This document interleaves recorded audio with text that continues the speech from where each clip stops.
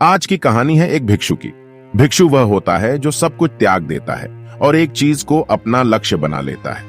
किसी व्यक्ति के भिक्षु बनने के पीछे एक बड़ी वजह होती है। कोई भी भिक्षु ऐसे ही नहीं बन जाता। उस व्यक्ति के भिक्षु बनने के पीछे भी एक बड़ी वजह थी। भिक्षु बनने से पहले उस व्यक्ति के मन ने उसे कई गलत काम करने पे मजबूर किया था। उसने कई पाप किए थे। वह व्यक्ति अपने मन के अनुसार चलने लगता है। उस व्यक्ति के मन ने उसे अपना गुलाम बना रखा था और वह अपने मन का दास था। जीवन में हर सुख और संपदा प्राप्त करने के बाद भी उस आदमी के दिल में बहुत दर्द था और यह मानसिक भय ही उसे एक भिक्षु बना देती है। भिक्षु बनने के बाद व्यक्ति सांसारिक पीड़ा से मुक्त हो जाता है, जंगल में रहने जाता है, अलग अलग प्रकार की ध्यान और अभ्यास करता है, भिक्षा से भिख मांगकर खाना खाता है और फिर अकेलापन और शांति से ध्यान करता है। लेकिन फिर भी उस व्यक्ति का मन शांत नहीं है। वह बेचैन और परेशान होकर रहता है। यहाँ एक बात समझनी चाहिए, जैसा कि हम सभी जानते हैं, ध्यान किसी भी आध्यात्मिक यात्रा या आत्म सुधार की शुरुआती चरण होता है। इसे शुरू किया जाता है जब आपका मन शांत हो, जब हमारा मन हमारी बात सुनता है। लेकिन उस भिक्षु का मन न तो शांत है और न ही उसकी बात सुन रहा है। उस भिक्षु के मन में एक बात बैठ गई थी कि मन को नियंत्रित करना असंभव है। लेकिन फिर एक दिन उस भिक्षु एक व्यक्ति से मिलता है जो न तो भिक्षु है और न ही एक बुद्धिमान व्यक्ति है। वह एक साधारण सा चरवाहा था जो भेड़ बकरियों को चराता था। उसका नाम गोपाल था, जो जंगल में भेड़ बकरियों को चराने में लगा था। गोपाल उससे पूछता है, क्या मैं आपकी मदद कर सकता हूं? आप बहुत चिंतित दिख रहे हैं। पिछले कई दिनों से देख रहा हूं कि आप बहुत बेचैन हैं। अगर आप चाहें तो मैं आपकी मदद कर सकता हूं। भिक्षु ने गोपाल की बात सुनते ही हंसते हुए कहा, भला तुम मेरी मदद कैसे कर सकते हो? तुम संसारी हो और तुम मोह माया और संसार से जुड़े हुए हो। मैंने सब कुछ छोड़ दिया और जंगल में आया, फिर भी मेरा मन मेरे वश में नहीं है। गोपाल कहता है कि हाँ, मैं तुम्हें सिखा सकता हूं। मुझे अपने मन को वश में करना आता है। वह चरवाहा कहता है, मन को वश में करने के लिए सभी वस्तुओं का त्याग करने की आवश्यकता नहीं है, ना ही जंगल में आकर रहने की जरूरत है। मन को वश में करने के लिए बस एक चीज को छोड़ना सबसे जरूरी है। वह भिक्षु उस चरवाहे से पूछता है, वह एक चीज क्या है? चरवाहा कहता है, वह एक चीज है गलत जानकारी। आज तक हमारे भीतर जो भी जानकारी गई है उसी ने हमारे मस्तिष्क और मन का निर्माण किया है। सन्यासी उस चरवाहे से पूछता है, परंतु वह कैसे?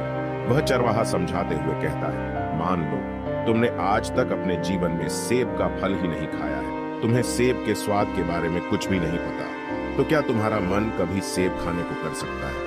नहीं ना। इसीलिए हमारे मन का निर्माण जानकारी से होता है। वह सन्यासी चरवाहे की बात से प्रभावित हो जाता है और कहता है, क्या तुम मुझे थोड़ा और विस्तार में बता सकते हो इसके बारे में? गोपाल भिक्षु को बताता है कि अगर तुम अपने मन को नियंत्रित करना चाहते हो तो मेरी बातें ध्यान से सुनो।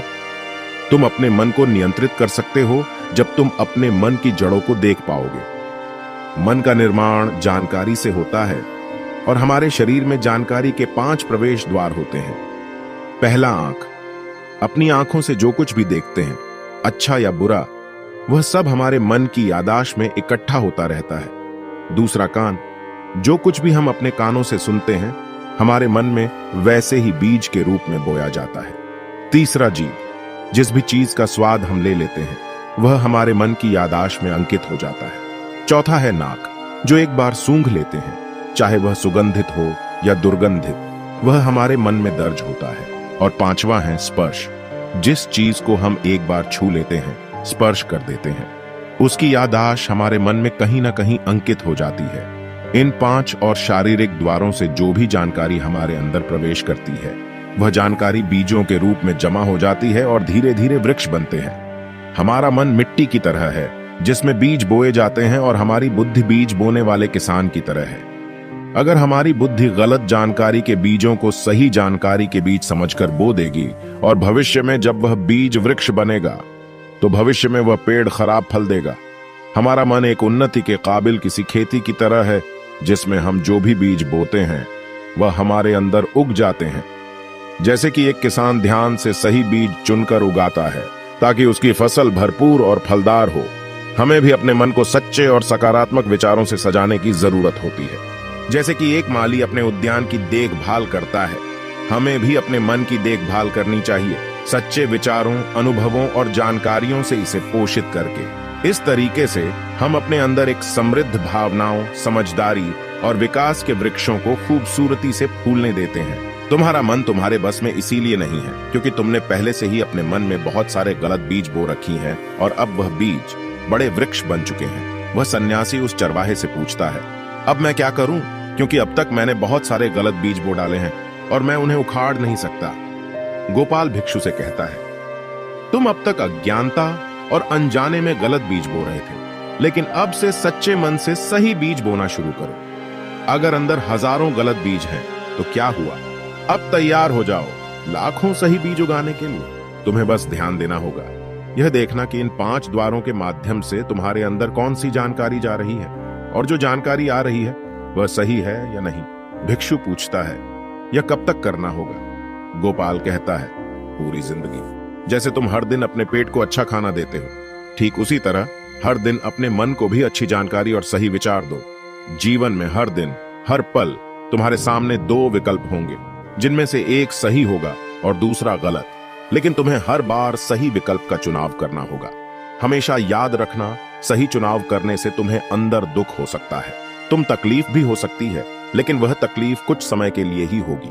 तो चाहे अंदर तुम्हारे कितना भी दर्द हो, तुम्हें हर बार सही विकल्प का चुनाव करना होगा। जितनी बार तुम सही चुनते हो, उतने ही अधिक सही बीज तुम्हारे अंदर बोए जाएंगे, और जिस दिन तुम्हारे अंदर सही बीजों की संख्या गलत बीजों की संख्या से अधिक हो जाएगी, उस दिन तुम्हारा मन तुम्हारे नियंत्रण में होगा। लेकिन उस दिन के लिए तुम्हें आज से ही अपने प्रयास को जारी रखना होगा। भिक्षु गोपाल के बातों को समझ जाता है। अगर आपको यह वीडियो पसंद आया हो तो इसे लाइक और अपने दोस्तों और परिवार के साथ भी शेयर करें। नमो बुद्धा।